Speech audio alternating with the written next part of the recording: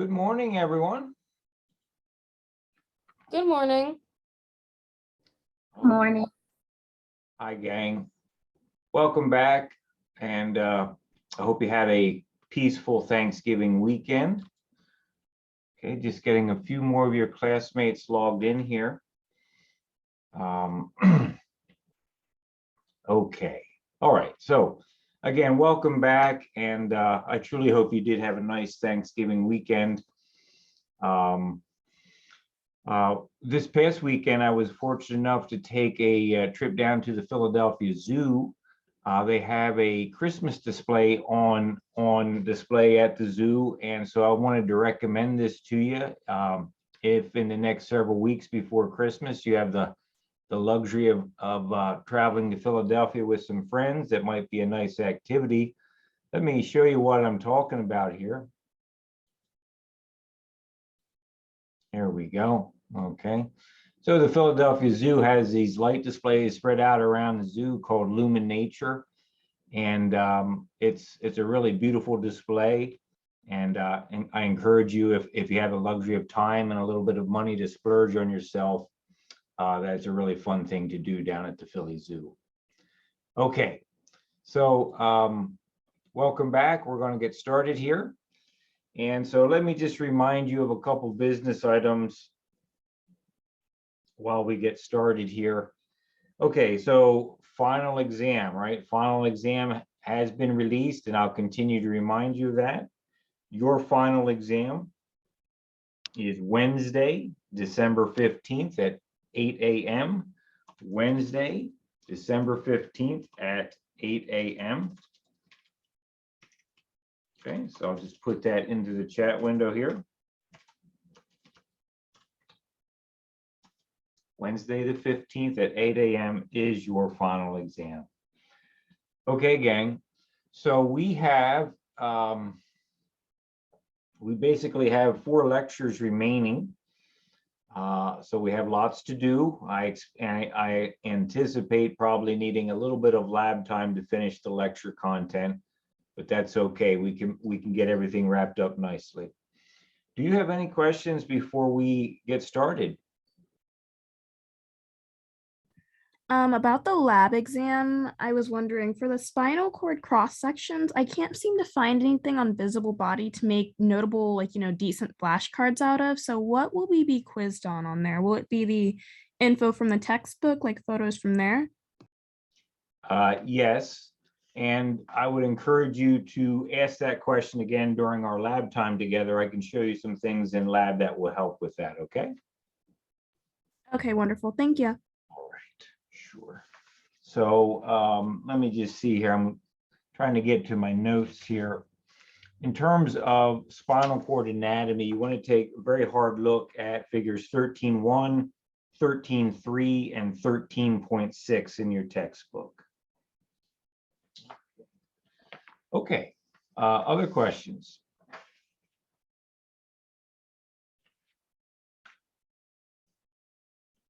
Okay, all right, folks, let's get started here. So when we were together last time, we were talking about graded potentials. Okay, so these are the notes from our last class here. We were talking about graded potentials. And so we need to talk about the action potential next. And I'm hoping to finish this chapter today, maybe in 30 to 45 minutes, and then be starting chapter 15. So we're going to get moving here, but we've been away from this for several days because of the holiday. So what I wanted to do is start by showing you a quick video to get us thinking about these processes again, okay? So I've already shown you the Wiley Plus videos that you have access to through your Wiley Plus online portal. I'm going to show you a different but related video today on YouTube. And I have already hyperlinked that video in the note-taking document that I'll be sharing with you later today, okay? So you'll be able to watch it again on your own time. The video I'm going to share with you is neurotransmission. Nerve Impulse, Molecular Mechanism by McGraw-Hill. So let's just watch this as a way to get our minds oriented to the topic again. And here we go.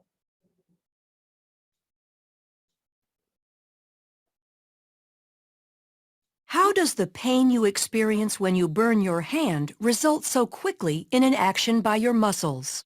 Many animals respond to environmental stimuli using specialized cells called neurons. A stimulus is detected by sensory receptors, and the body responds through motor effectors. These cells working together allow you to respond very quickly to threats. When you touch something hot, heat receptors of a sensory neuron detect the stimuli and send the information of heat to an interneuron in your central nervous system. From there, a motor neuron sends a response from your central nervous system to the skeletal muscles in your arm, causing them to contract and pull your hand away. The fundamental process of neural transmission that underlies this action occurs in all neurons of the body. Neurons transmit this information through changes in the electrical potential of the membrane by the movement of ions across the membrane. An electrochemical gradient governs the movement of these ions, resulting in an electrical impulse.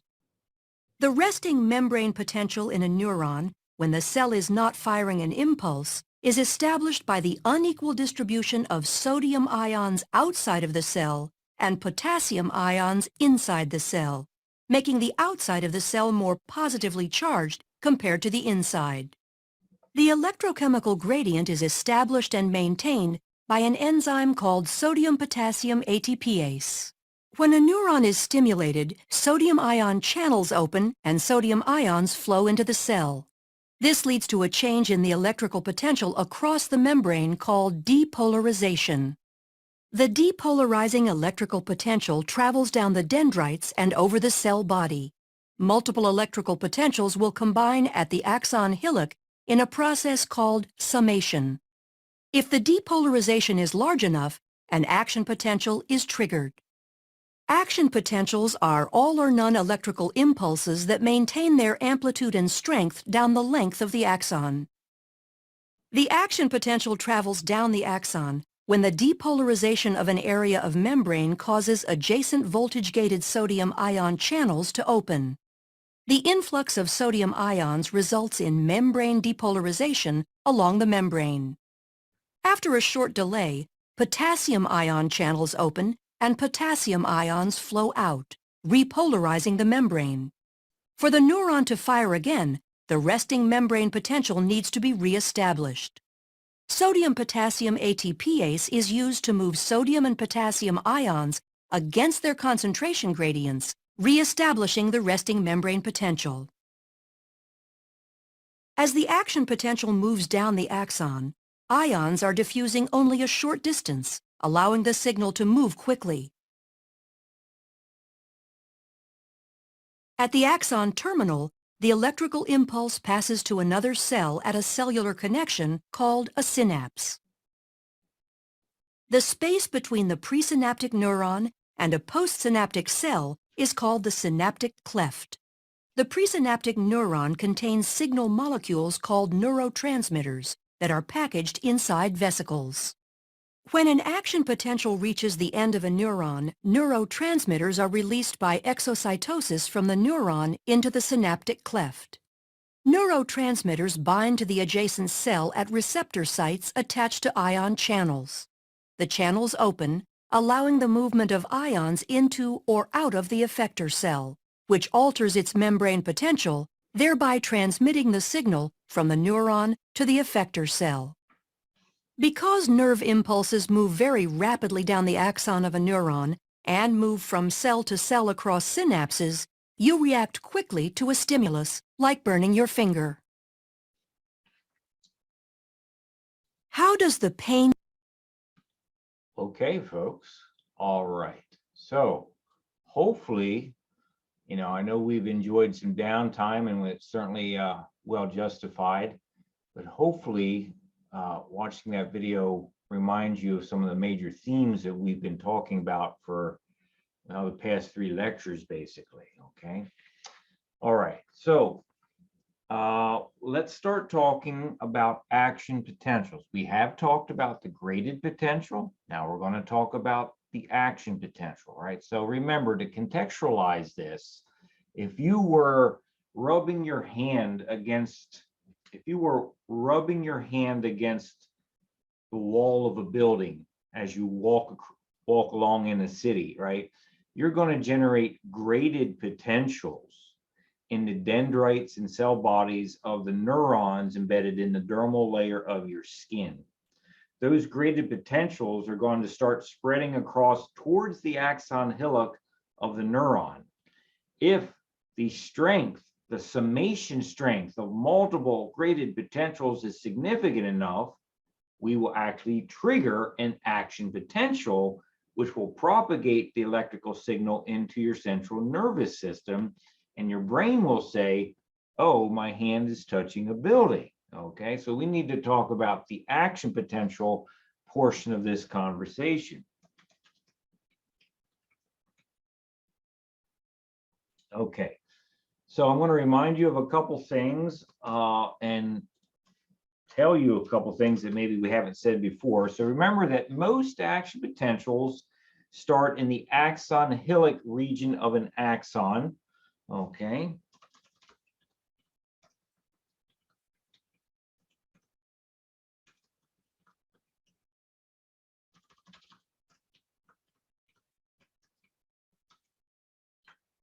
Action potentials are all or none events. And what I mean by that is that once they begin, you cannot stop them. Once you break an egg, you cannot unbreak the egg. Once you pull the trigger on a firearm, you cannot unpull the trigger, right? You can't reverse it. It's an all or none event. It's going to happen. So action potentials are all or none events that have 2 stages, okay? So in terms of the information in your textbook, we're going to be taking a look primarily at figure 1218, 1219, 1220 a little bit, okay? So these are the parts of this chapter that you can be looking at in your textbook. Figure 1218, 1219, and 1220. Okay, so action potentials are these electrical events that occur in basically 2 major stages. The first stage is the depolarization stage, okay? So depolarization. During depolarization, the inner surface of the plasma membrane of the neuron is going to become momentarily more positive than it previously was at rest, okay? The inner surface of the plasma membrane becomes more positive than it was at rest due to the opening of voltage-gated sodium channels.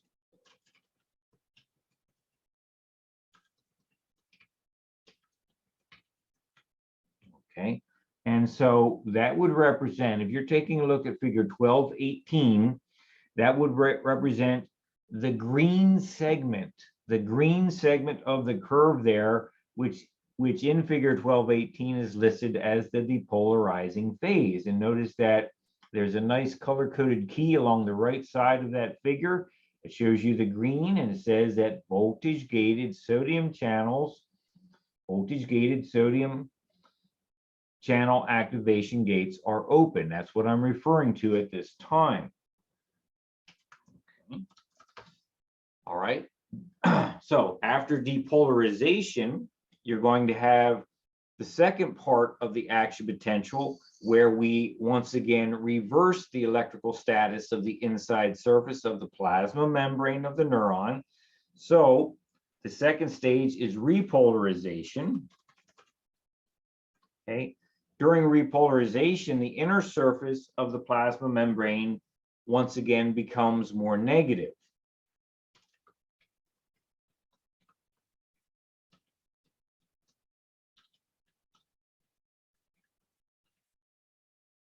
Okay. This, for the inner surface of the plasma membrane of the neuron to become more negative, this is going to be due to the opening of the voltage-gated potassium channels and the simultaneous inactivation of the sodium ion channels. Due to the opening of the voltage-gated potassium ion channels and the simultaneous inactivation of the sodium ion channels. Okay, so let me read that one time here. Repolarization. The inner surface of the plasma membrane becomes more negative due to the opening of the voltage-gated potassium channels and the simultaneous inactivation, the turning off of the sodium ion channels. Okay. All right, folks. So any confusion, any questions about that?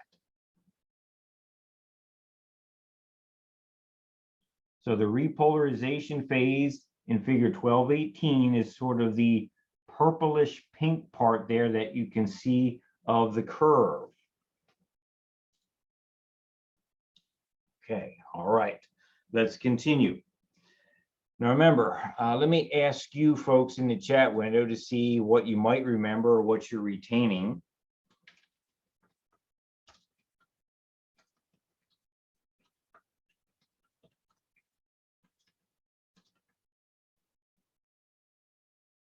Here we go. In the chat window, here's a question. What is the voltage of the resting membrane potential? What is the voltage of the resting membrane potential? Okay, great. Okay, great. Absolutely. Good job, folks. It is negative. It is minus 70 millivolts. That's right. So action potentials, these all or none events, the flipping of the light switch, the breaking of the egg, the firing of the bullet out of the gun, these all or none events are going to happen when the resting membrane potential goes from minus 70 millivolts to minus 55 millivolts, right? You can see that in figure 1218. Take a look at that picture there. Notice in the graph, it shows you where the stimulus is. Notice where the stimulus is. That's at minus 70 millivolts. You see a little piece of black curve go up to the right. And when you reach the minus 55 value on the y-axis, the minus 55 value on the y-axis, if you scan your eyes the whole way to the right of that picture, you see the word threshold. The threshold potential is minus 55 millivolts. That's the critical point in which when you hit minus 55, bang, you broke the eggshell. You flipped the light switch. You fired the bullet. You're going to get an action potential at minus 55 millivolts. So action potentials are triggered when the minus 70 millivolt resting membrane potential becomes less negative, which is the same thing as saying more positive, right? You can think about it however your brain is most comfortable, right? When we go from minus 70 to minus 55, we're becoming less negative, which is the same thing as saying we are becoming more positive. So whichever way of describing it makes most logical sense to your mind, you can describe it that way. That's okay, because there are alternative ways of saying the same thing. We're becoming less negative, which is the same thing as becoming more positive. Let me finish the notes here. Action potentials are triggered when the minus 70 millivolts resting membrane potential becomes less negative, which is the same thing as more positive.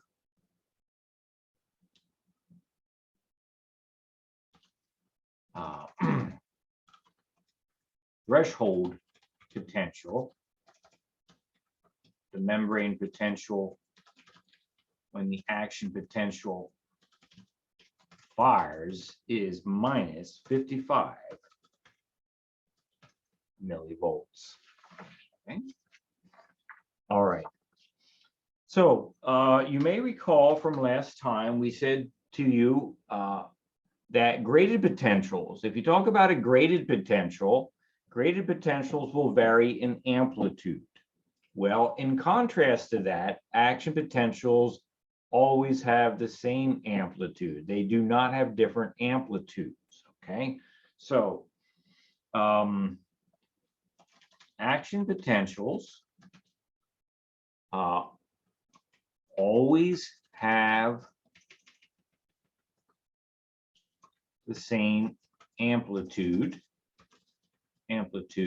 okay? Unlike graded potentials.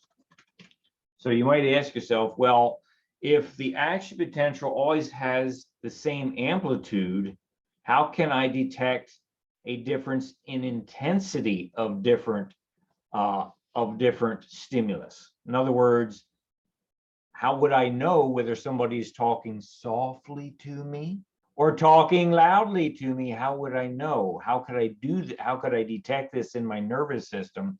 It has to do with frequency, folks. If you take a look at figure 1219, what you'll notice is that the action potentials in figure 1219 always produce amplitudes that are the same height. If you take a look at the top picture of figure 1219, and take a look at the gray nerve impulse there, and then to the right you have three more spikes that are color coded blue. You notice that they all reach the same height on the curve. That's their amplitude. So nerve impulses, action potentials always have the same amplitude.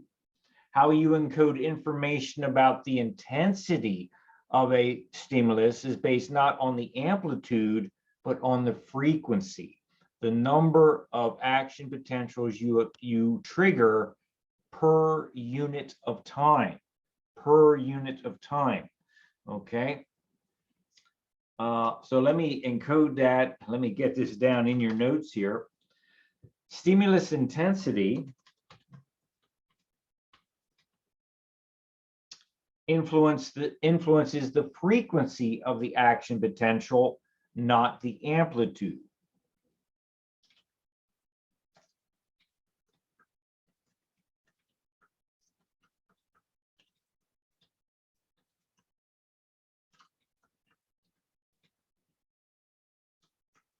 Okay, so when we talk about frequency, please understand that we're talking about the number of action potentials in a given period of time, like a second. So if we had a stimulus that caused, if we had two stimuli, the first stimulus A caused 10 action potentials to occur in 1 second, and stimulus B caused 100 action potentials to occur in the same second, then obviously stimulus B is the more intense stimulus because we're increasing the number of action potentials in the same amount of time.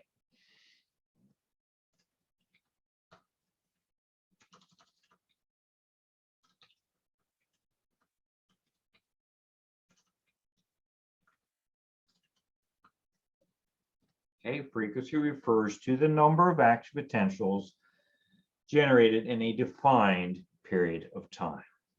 Okay. All right, any questions so far, gang?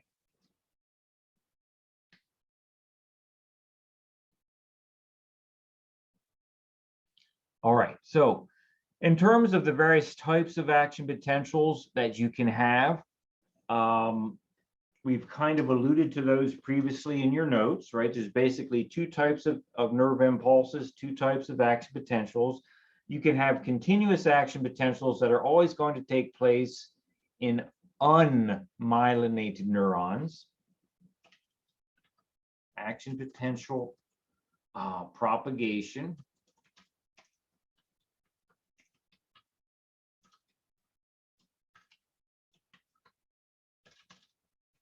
Okay, so continuous action potentials take place in unmyelinated neurons. Remember, we talked about this previously with the basketball analogy, where we could dribble the ball down the court ourselves to make a shot underneath the hoop.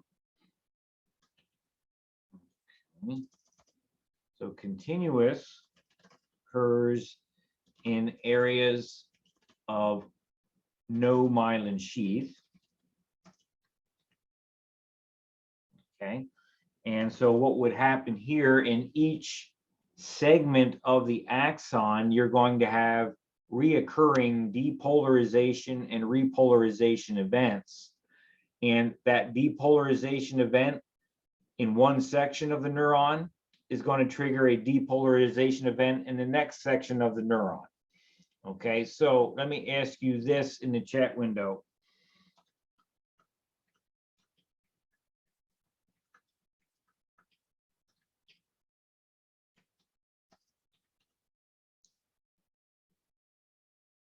Hold on a second.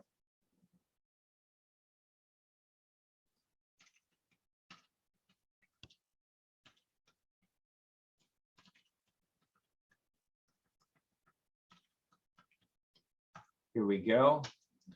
Do you know what I'm referring to as the wave fans participate in at a football game? If you're sitting in the bleachers, do you know what I'm talking about by the wave? Okay, so hopefully you know what I mean. Hopefully you've participated in that at one moment of time. And so let's think about this, okay? If we were going to talk about an action potential in terms of a wave happening at the football game, okay? So what happens at the football game? In a section of bleachers, some group of fans decide to stand up.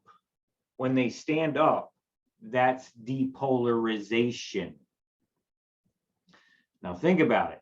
In the football game at the stadium, when a group of fans stands up, the people sitting in the next section of bleachers, what do? They stand up. So the first group of bleachers stands up, depolarization. Second group of bleachers stands up, depolarization. As the second group is standing up, what does the first group do? Don't they sit back down? That's repolarization, right? So in wave analogy terms at the football stadium, stand up, depolarization 1. Second group, stand up, depolarization 2. First group, sit down, repolarization 1. Third group of bleachers, stand up, depolarization 3. Second group, sit down, repolarization 2. Fourth group, stand up, depolarization 4. Third group, sit down, repolarization 3. And so this is the kind of thing, up and down, depolarization, depolarization, repolarization, depolarization, repolarization, depolarization, repolarization. This is going to happen along the length of the axon. Okay. So continuous action potential propagation is occurs in a continuous and repetitive wave of depolarization and repolarization cycles, okay? Similar to the wave at a football game. Okay. Okay. Question, folks?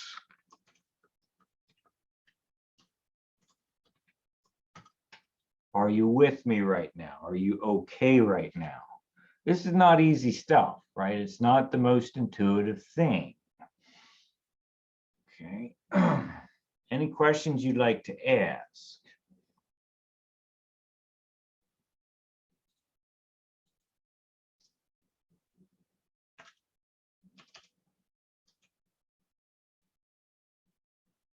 Okay.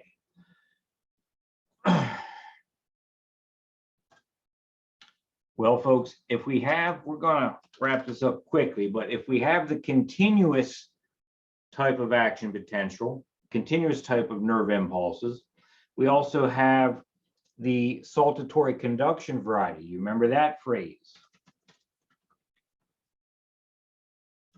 Saltatory conduction is going to occur in areas where you do have myelin sheath.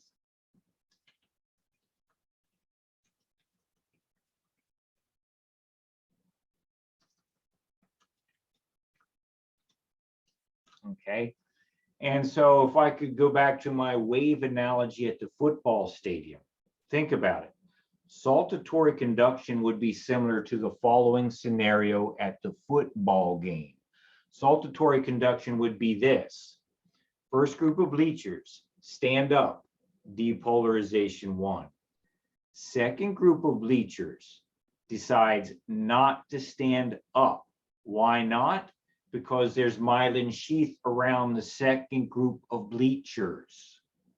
So the second group of bleachers doesn't participate because it's wrapped in myelin sheath. Third group of bleachers is not wrapped. So the third group of bleachers stands up. That's depolarization. That's depolarization in the third section of bleachers, even though it's the second depolarization that's taken place. So first group of bleachers, stand up, depolarization 1. Second group of bleachers does not participate because they are myelinated. Third group of bleachers, stand up, depolarization 2. First group of bleachers sits down, repolarization 1. Fourth group of bleachers doesn't participate because they're myelinated. So the fifth group of bleachers stands up. That's depolarization 3. Third group of bleachers sits down. That's repolarization 2. So with saltatory conduction, it's kind of like every other section of bleachers participates in the wave rather than every section of bleachers participating in the wave. Okay, this is similar to every other group of bleachers participating in the wave at a football game. Okay, I have a question for you, and I'm going to ask you a question that I'm going to ask you a question about something that I know I haven't put in your notes, but is relevant to this topic. And I want to see if you're picking it up in your private reading time. Here's my question.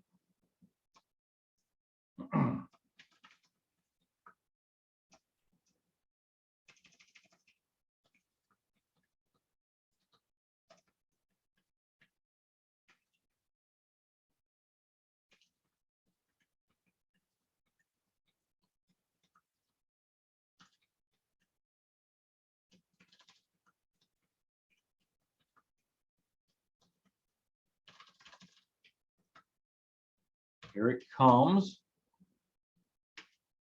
What is the name of the exposed areas in myelinated neurons that do generate action potentials during saltatory conduction? What are they called, folks?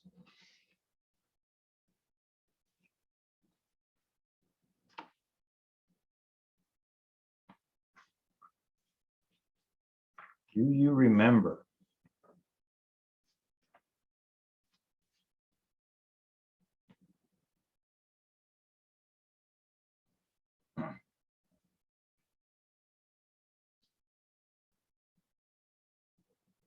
Okay, thank you, Shay, for participating, and Kendall, appreciate you participating as well. I really love that. Thanks, ladies. None of your answers are not correct, but I participate that you've tried. Okay, any other guesses?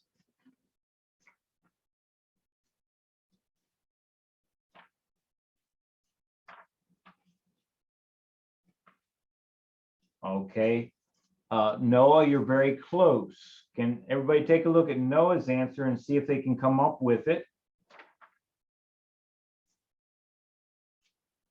What I'm doing right now is trying to find a nice piece of figure or graphic in your book that shows you this. Okay, Kendall, you got it. Absolutely. All right, very nice. Kendall, Noah, do you have a figure that you were looking at? I think the one that I'm looking at is figure 12.6, figure 12.6 for anybody that needs it. Okay, so the answer to the question is node of Ranvier. Node of Ranvier is the answer to the question. This is where you're going to get ax potentials in myelinated nerve fibers, okay? Okay, Kendall, you remember from lab. That's fantastic. I love hearing that. That means there's value in your lab time. Very, very good. Okay, so the nodes of Ranvier, and you can see what node of Ranvier in figure 12.6. Figure 12.6 along the right side, take a look at the node of Ranvier. This is where an action potential will be created during saltatory conduction in myelinated axons. Okay.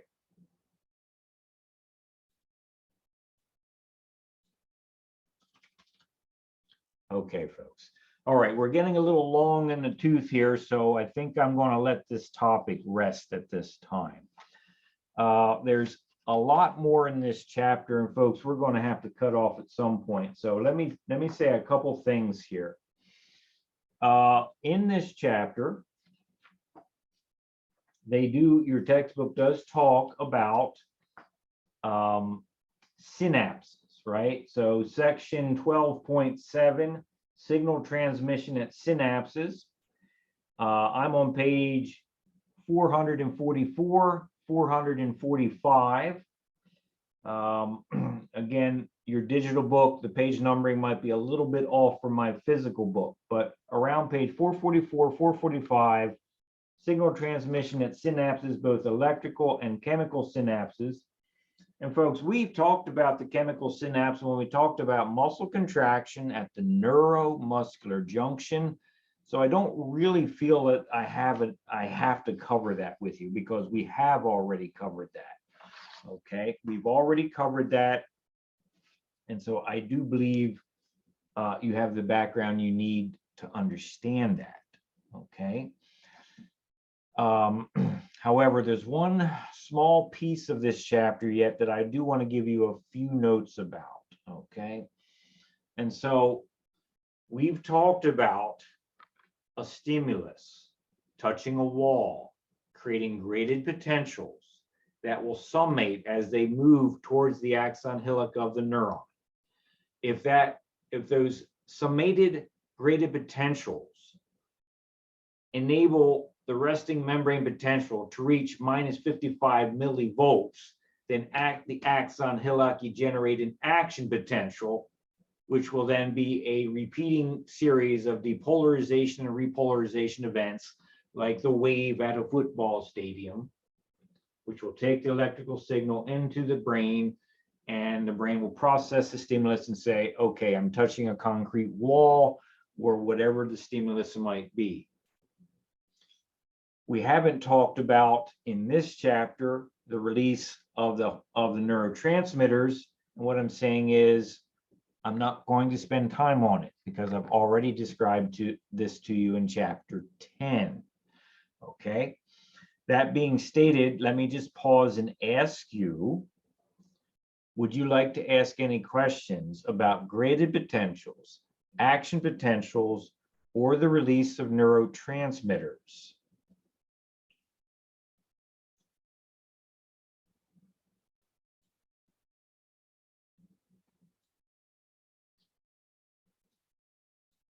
Okay, I know this is a lot, but we're already on our fourth lecture in this chapter, and I do need to wrap it up, folks. So here's what I'm going to do. I'm going to give you some notes about neurotransmitter receptor structure. Neurotransmitter receptor structure. And so I'm talking about figure 1224. Figure 1224. Okay.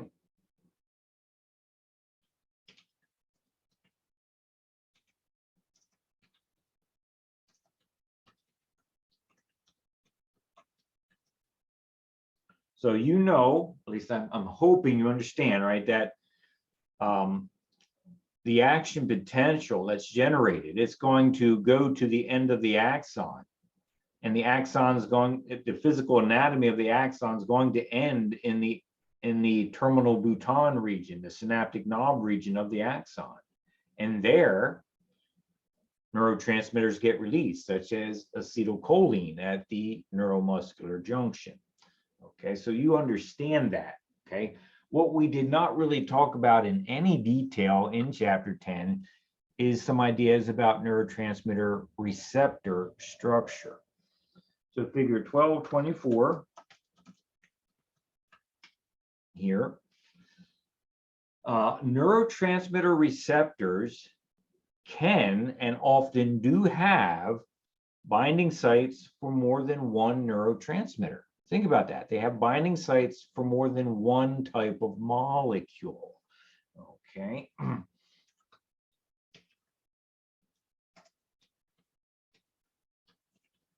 Neurotransmitter receptors, so-called NTRs, can have binding sites for more than one neurotransmitter.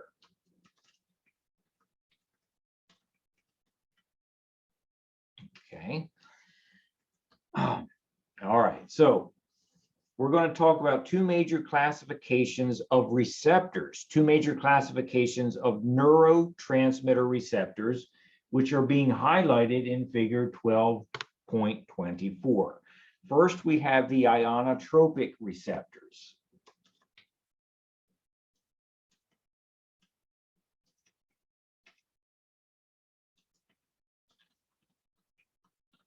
Ionotropic receptors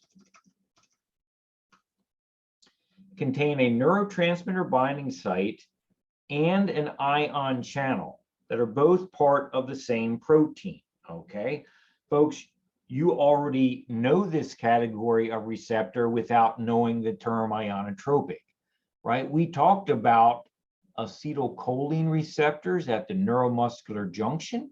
Well, acetylcholine receptors are classified as ionotropic receptors because they bind acetylcholine and they also allow for the passage of sodium through that receptor.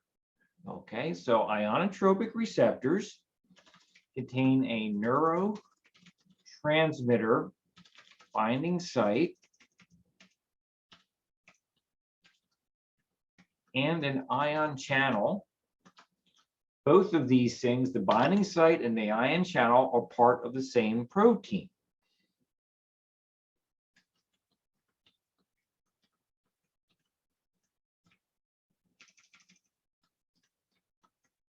Okay, so ionotropic receptors, as you know, are ligand-gated proteins. That's what they are. These receptors are ligand-gated. Okay, these receptors, you know, that we have different kinds of ionotropic receptors in the nervous system. Some of these receptors allow the passage of multiple different kinds of positively charged ions, so-called cations. So some of them will allow sodium and some of them will allow sodium to move through. Others will allow calcium to move through. Some will allow potassium to move through, okay? So the ion channels within these receptors are varied. Some channels allow sodium or calcium or potassium through. And please understand that when you have one kind of ion moving through, that prevents the second kind of ion from moving through. So you only get one kind of ion moving through at a time as far as we can tell.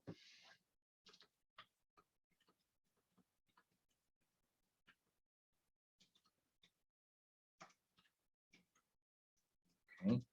So the example here of an ionotropic receptor is going to be the acetylcholine receptors at the neuromuscular junction. Okay, so hopefully it's my hope that you're not uncomfortable with this, because while I didn't use the phrase ionotropic when I talked about the neuromuscular junction, we in fact were talking about the physiology of an ionotropic receptor. The acetylcholine receptor at the neuromuscular junction is an example of an ionotropic receptor. Okay, any questions, folks?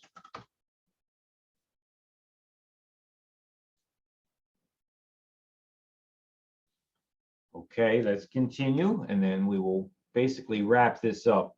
The second major category of neurotransmitter receptor structure that we can define and put a fancy word on it are the metabotropic receptors. Okay, the metabotropic receptors, which you can also see in figure 12.24, okay, they contain a neurotransmitter binding site, but they do not contain an ion channel. Okay, so that distinguishes them from the ionotropic receptors.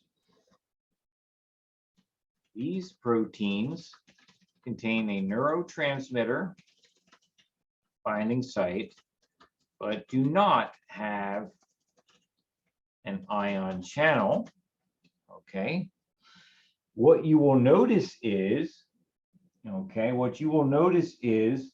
that the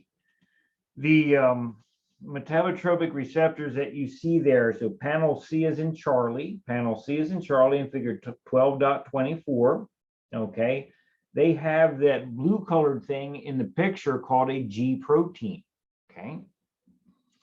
So these receptors are associated with another protein called a G protein. Okay, let me define what that is for you. So in figure 12.24, panel C is in Charlie, the bottom two pictures, there's this bean-colored blob called a G protein. It's colored blue, that's what I'm talking about, okay? The phrase G protein, when you hear G protein, you're talking about a family of proteins that are formally known to biochemists as guanine nucleotide binding proteins.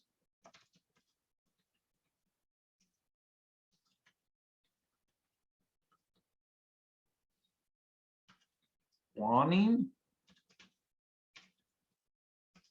nucleotide binding proteins. This is what G protein is referring to, okay? Well, we're not going to go any deeper into the biochemistry of this. We've got enough on our plates, but suffice it to say, a G protein has the ability to directly or indirectly open an ion channel. Okay, so folks, let me ask you in the chat window a question to see if you're following, okay?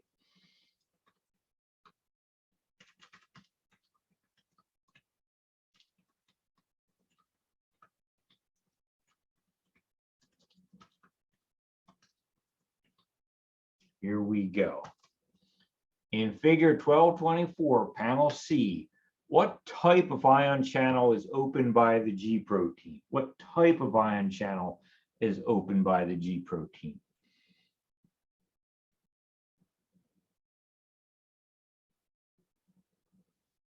Okay, great. Shay's the first response. I'm just going to work with that. Okay, it's the potassium ion channel.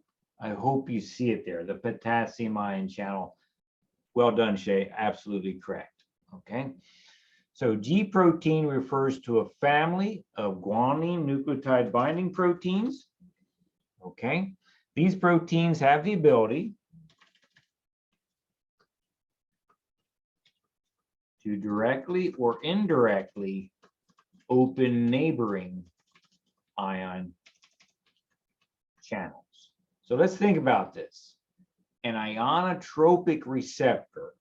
You bind the neurotransmitter to the receptor changes shape, and an ion will move through. With a metabotropic receptor, the neurotransmitter binds to the receptor the metabotropic receptor protein changes shape, which then causes the G protein that's associated with the metabotropic receptor to physically move to a neighboring ion channel, promote the change of the ion channel to an open conformation so that ions will move through it, okay? So metabotropic receptors typically are a little bit slower to promote the flow of an ion across the membrane because you need this intermediary molecule, the G protein, to shift position to a neighboring ion channel and open it, okay? All right, folks, I think I'm going to wrap up at this point. You know, as we go further into chapter 12, you're going to see information about neurotransmitters themselves. In terms of medical science, we're aware of at least 100 different neurotransmitters that the brain, excuse me, that the brain will manufacture. I certainly don't expect you to memorize 100 different neurotransmitters, but read through that section of your book during your private study time, and you will read things that I bet you've already heard of in other areas of your life, and you might start to see the relevance for them. Okay, let me give you one example here. Coming in the chat window.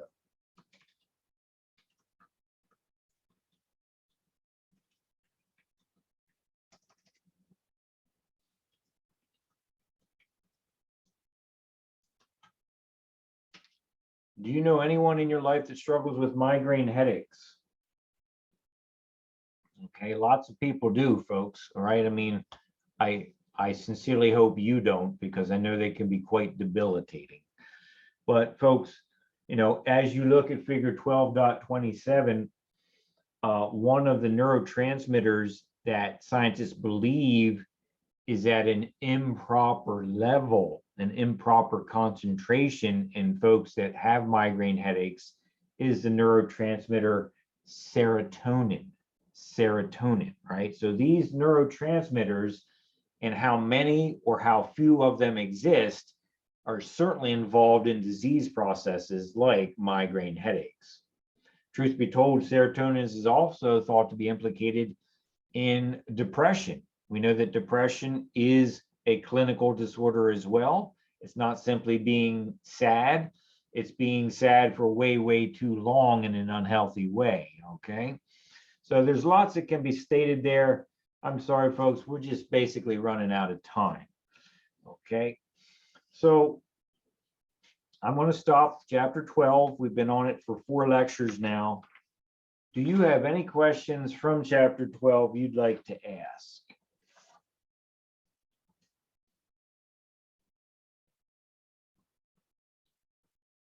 I want to encourage you during your private study time, if there is a question in chapter 12 that you'd like to ask, write it down and bring it into class, lecture or lab. We can spend some time on it, okay?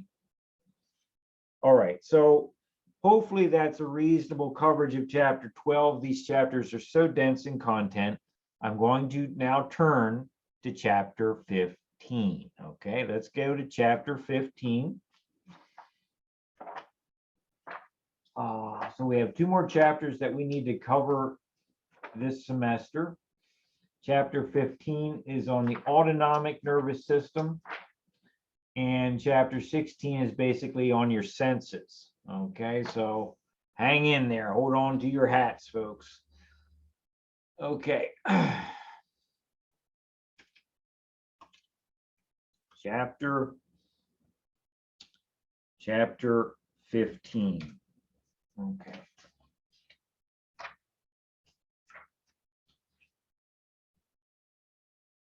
So the topic of chapter 15 is the autonomic nervous system.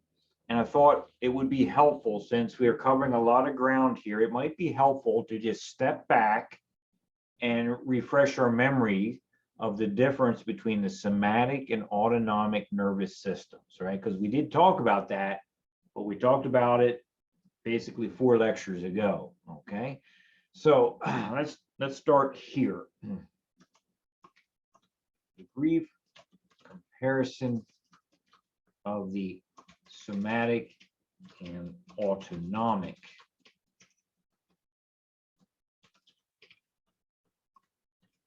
nervous systems. And so what I'm going to do is actually put in a 2-column chart in our notes here.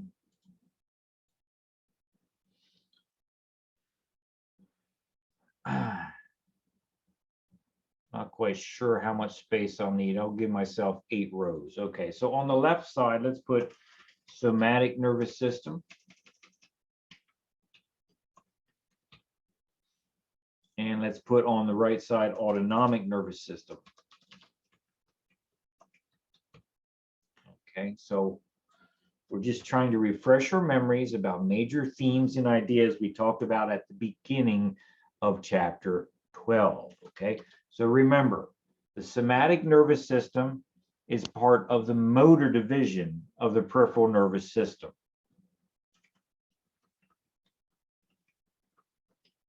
Part of the motor division of the PNS, the peripheral nervous system. And you know what? The autonomic nervous system is also part of the motor division of the peripheral nervous system.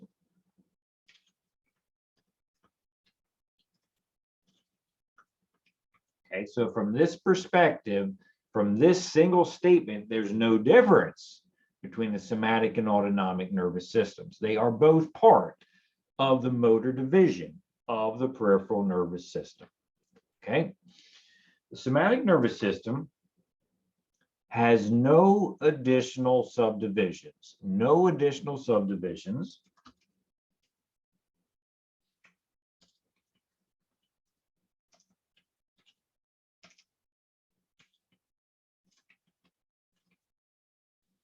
However, the autonomic nervous system has several subdivisions, and you might recall them, right?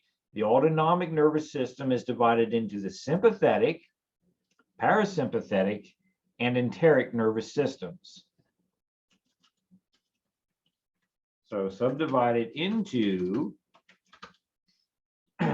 sympathetic, remember, fight or flight, parasympathetic,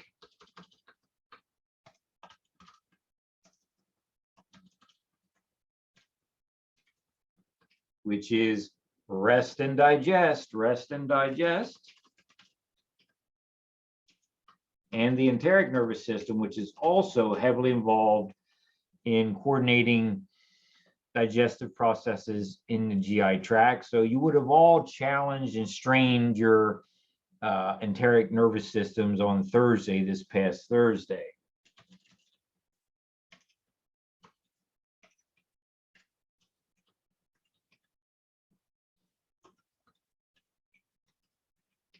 Okay, so the somatic nervous system has no additional subdivisions.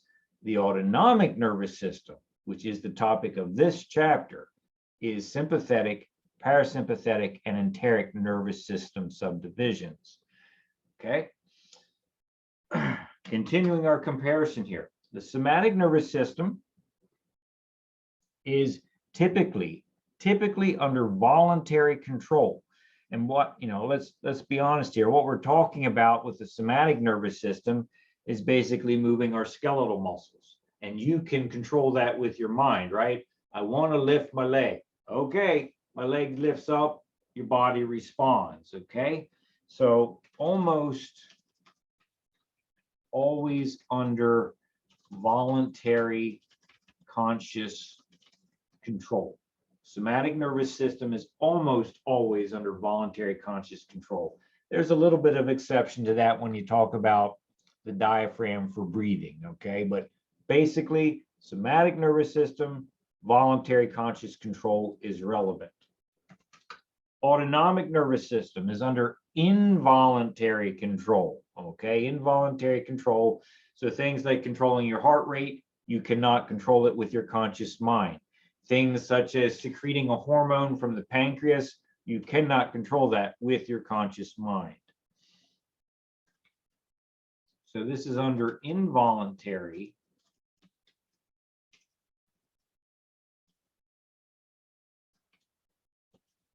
subconscious control. Okay, your mind, your conscious mind cannot control this.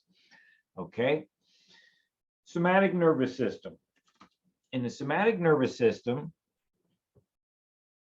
you're going to have sensory information coming in from various sensory machinery on the surface of the body. Typically, think about all the sensations you can get at the surface of your skin, right? Touch, pressure, vibration, heat, coldness, these kinds of things. Somatic nervous system, you're also going to get information from your eyes, your ears, your tongue for vision, hearing, taste, some of your inner ear mechanisms for balance and equilibrium. This is all going to get processed through the somatic nervous system. Okay, so somatic nervous system tends to handle stimuli that start outside the body. Tends to handle stimuli that start outside the body. Okay, such as seeing things with your eyes, hearing things with your ears. Okay, the autonomic nervous system is going to handle stimuli that originates inside your body, okay? And so I'm talking about special categories of sensory receptors that are embedded in your blood vessels, such as the sensory receptors embedded in the aorta coming off your heart, the stretch receptors, right? That's inside your body, inside the mediastinum, if you remember that a long time ago. That kind of receptor is going to be sending information that's part of the autonomic nervous system. Tends to handle stimuli that is generated inside the body. Okay, there are exceptions on both sides of our chart here, but I'm trying to show you the major features where we can contrast these things. Okay, so number 5, somatic nervous system. The motor neurons that are part of the somatic nervous system, they release acetylcholine. That's their neurotransmitter, and that is it. Somatic nervous system neurons only release acetylcholine, period. Okay. Motor neurons release acetylcholine. Okay. And that is it. That is it. Whereas with the autonomic nervous system, we can get a variety of different neurotransmitters released. In the autonomic nervous system, you can get acetylcholine being released, and you can get norepinephrine, right? Sort of adrenaline being released. So motor neurons release acetylcholine and norepinephrine. Motor neurons release acetylcholine and norepinephrine. We will be introducing these ideas to you as we get deeper into the chapter. Okay. Number 6 here, somatic nervous system. The tissue that responds to the neurotransmitter is going to be the skeletal muscles, right? The effector tissue is skeletal muscle tissue. And in the autonomic nervous system, the effector tissue that responds is going to be smooth muscle tissue, cardiac muscle tissue, and a variety of glands from either the exocrine or endocrine variety, okay? So the autonomic nervous system is going to stimulate the release of insulin from your pancreas. The autonomic nervous system will also stimulate release of material from your salivary glands in your mouth to produce saliva, which would be exocrine glands, okay? Effector tissue is smooth muscle, cardiac muscle, or endocrine / exocrine glands. Okay. The response of the effector tissue in the somatic nervous system is always going to be to contract the muscle tissue.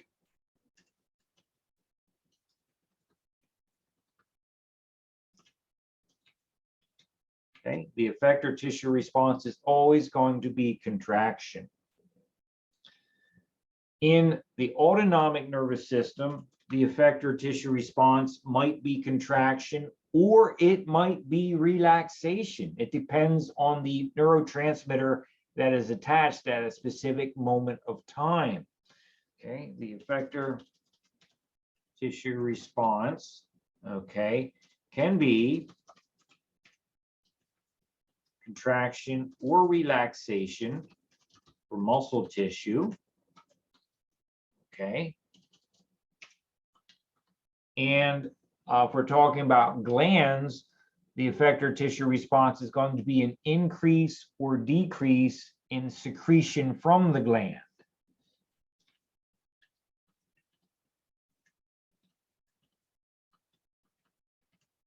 Okay. So the somatic nervous system, you're going to get skeletal muscle contraction. That's it. Autonomic nervous system, if we're talking about smooth muscle tissue in a blood vessel or the heart tissue, the cardiac muscle tissue, the autonomic nervous system can contract it or intentionally relax it. We're talking about a gland, such as the glandular tissue in the pancreas, we can increase or decrease the secretion of insulin.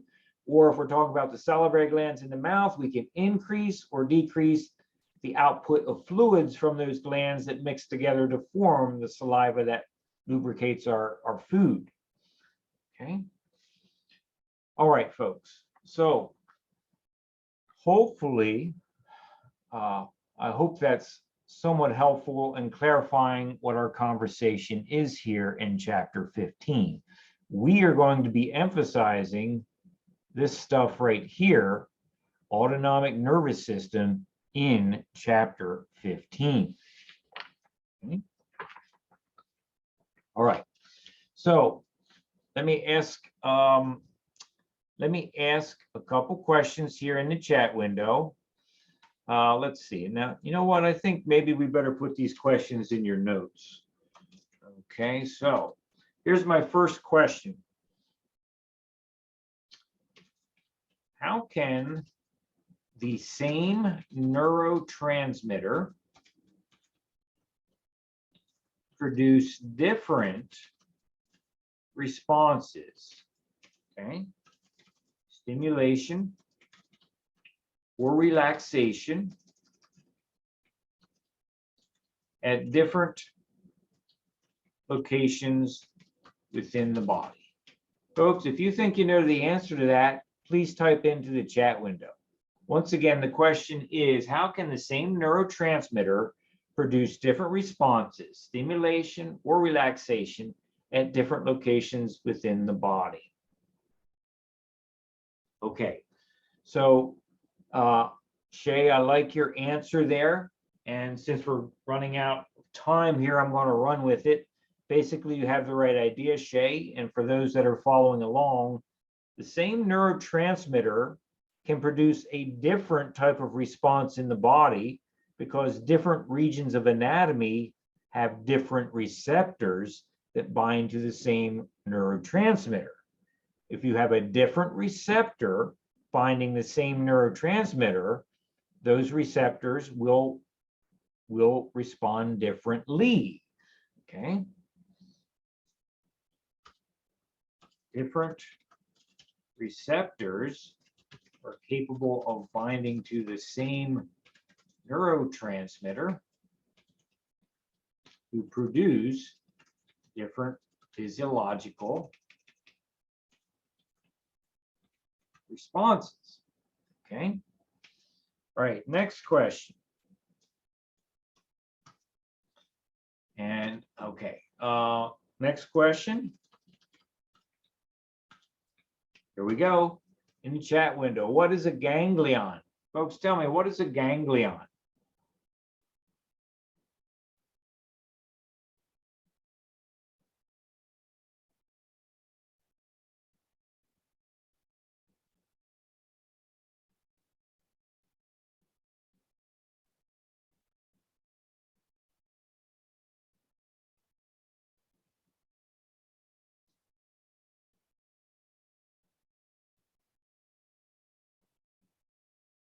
Okay, thank you, Kendall. Appreciate it. Thanks, Shay. All right, so remember, a ganglion is a group of neuronal cell bodies in the peripheral nervous system, right?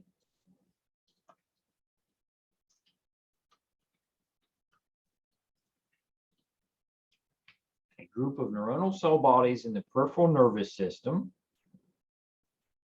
So here's, and no, I very much expected that you could answer that, and I appreciate that you did. So here's my next question that I'm not quite as confident on. So let me ask you this. What is the purpose of a ganglion? What is the purpose of a ganglion, folks?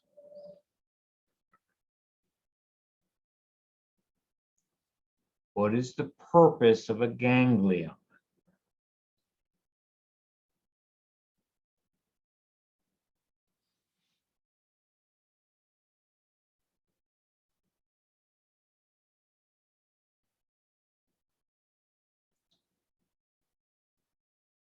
Okay, all right. Thank you, Noah. Thank you, Kendall. I deeply appreciate that. Yep. And so Noah, I like your first statement there. Everybody take a look at Noah's first statement. He is suggesting to moderate where the transmissions go. And I like what your idea is suggesting. Okay. Let me convey it to you this way, with an idea in the chat window.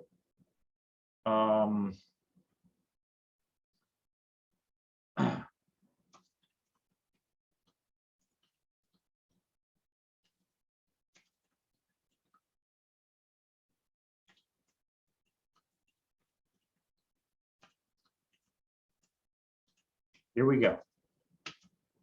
Does gossip spread faster when 2 people are involved or 10 people? If we have something that's going to be gossip, does it spread faster with 10 or 2? Well, obviously we know it spreads faster with 10, right? That's the basic idea here. The purpose of a ganglion is to allow a piece of information from a single presynaptic neuron to be simultaneously communicated to the neurons of that ganglion, all those cell bodies that are part of that group, that cluster, to receive information from a single input and then to gossip it out to multiple destinations. That multiple destinations would be multiple tissues and or multiple organs that need to respond in some way from that single piece of input information, right?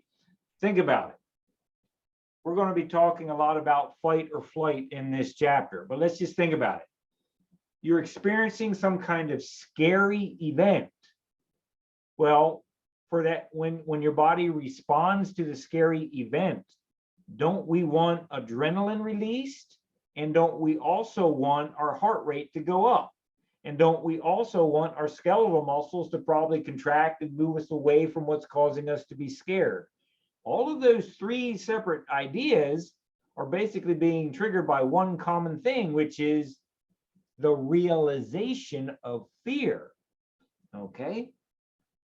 So what is the purpose of a ganglion? To allow information from a single presynaptic neuron to be simultaneously spread to multiple postsynaptic neurons traveling to multiple target tissues / organs. Okay. All right. So, okay.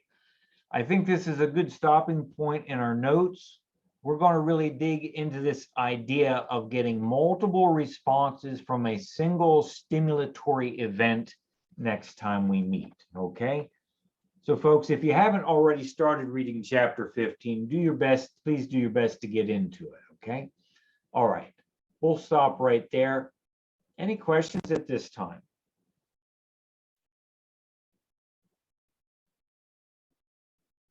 All right, folks, you take care of yourself. Hang in there. Just grit it out for another couple weeks. and get a strong finish. I'll see you on Wednesday, okay?